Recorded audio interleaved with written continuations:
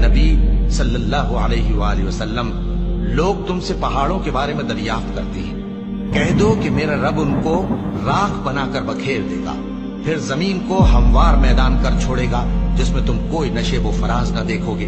اس روز لوگ پکارنے والے کے پیچھے چلیں گے اور اس کی پیروی سے انحراف نہ کر سکیں گے، اور رحمان کے سامنے آوازیں پست ہو جائیں گی تو تم ایک ہلکی آواز کے سوا کوئی آواز نہ سنو گے۔ اس روز کسی کی سفارش کچھ فائدہ نہ دے گی مگر اس شخص کی جسے رحمان اجازت دے اور اس کی بات کو پسند فرمائے۔ جو کچھ ان کے آگے ہے اور جو کچھ ان کے پیچھے ہے وہ اس کو جانتا ہے، اور وہ اپنے علم سے اللہ کے علم کا احاطہ نہیں کر سکتے۔ اور اس زندہ و قائم کے روبرو منہ لٹک جائیں گے، اور جس نے ظلم کا بوجھ اٹھایا وہ نامراد رہا، اور جو نیک کام کرے گا اور مومن بھی ہوگا تو اس کو نہ ظلم کا خوف ہوگا اور نہ نقصان کا۔ اور ہم نے اس کو اسی طرح کا قرآن عربی نازل کیا ہے، اور اس میں طرح طرح کے ڈراوے بیان کر دیے ہیں تاکہ لوگ پرہیزگار بنیں یا اللہ ان کے لیے نصیحت پیدا کر دے۔ تو اللہ جو سچا بادشاہ ہے، عالی قدر ہے، اور قرآن کی وحی جو تمہاری طرف بھیجی جاتی ہے اس کے پورا ہونے سے پہلے قرآن کے پڑھنے میں جلدی نہ کیا کرو، اور دعا کرو کہ میرے پروردگار مجھے اور زیادہ علم دے۔ اور ہم نے پہلے آدم سے عہد لیا تھا مگر وہ اسے بھول گئے، اور ہم نے ان میں ارادے کی پختگی نہ پائی۔ اور جب ہم نے فرشتوں سے کہا کہ آدم کے آگے سجدہ کرو تو سب سجدے میں گر پڑے مگر ابلیس نے انکار کیا۔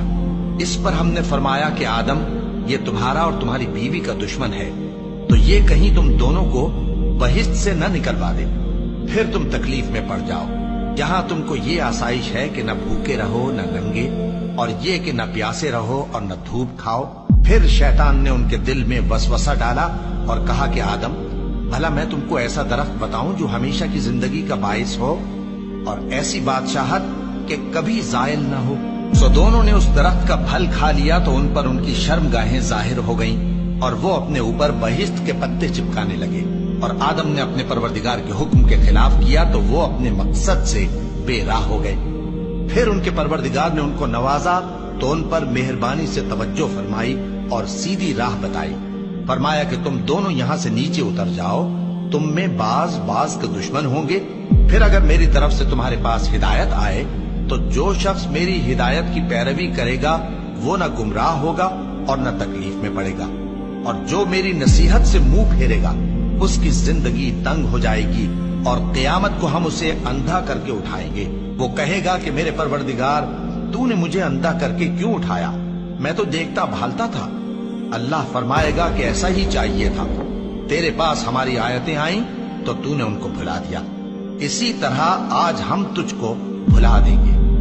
اور جو شخص حد سے نکل جائے اور اپنے پروردگار کی آیتوں پر ایمان نہ لائے، ہم اس کو ایسا ہی بدلہ دیتے ہیں، اور آخرت کا عذاب بہت سخت اور ہمیشہ باقی رہنے والا ہے۔ تو کیا یہ بات ان لوگوں کے لیے موجب ہدایت نہ ہوئی کہ ہم ان سے پہلے بہت سے فرقوں کو ہلاک کر چکے ہیں جن کے رہنے کے مقامات میں یہ چلتے پھرتے ہیں؟ عقل والوں کے لیے اس میں بہت سی نشانیاں ہیں۔ اور اگر ایک بات تمہارے پروردگار کی طرف سے پہلے صادر اور جزائے اعمال کے لیے ایک میعاد مقرر نہ ہو چکی ہوتی تو نزول عذاب لازم ہو جاتا۔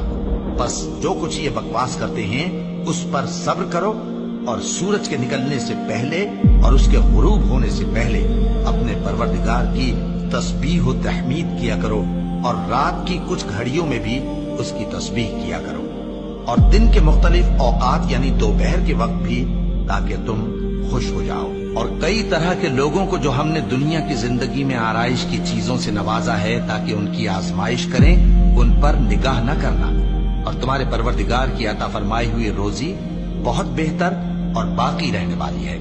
اور اپنے گھر والوں کو نماز کا حکم کرو اور اس پر قائم رہو۔ ہم تم سے روزی کے خواستگار نہیں بلکہ تمہیں ہم روزی دیتے ہیں، اور نیک انجام اہل تقوی کا ہے۔ اور کہتے ہیں کہ یہ پیغمبر اپنے پروردگار کی طرف سے ہمارے پاس کوئی نشانی کیوں نہیں لائے؟ کیا ان کے پاس پہلی کتابوں کی نشانی نہیں آئی؟